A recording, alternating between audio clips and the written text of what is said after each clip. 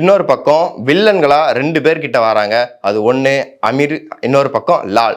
So இந்த 2 பேரும் ஒரு கேங்ஸ்டர் ஃப்ரீக்வென்ட்ல அவங்களுடைய கதைகள்ல அவங்க 2 பேரும் மோதுற மாதிரி காட்சிகளை வச்சிருக்காங்க. அவங்க 2 பேரையும் எதிர்க்கிற மாதிரி துருவிக்ரம் அவர் ட்ரெய்லர் ஃபுல்லா வராரு. இது வரைக்கும் அந்த மாரி செல்வராஜ் அவர்களோட படங்கள் நம்ம எல்லாம் பார்த்திருப்போம். அது பரியேறு பெருமாள், மாமன்னன், வாழை, கர்ணன்.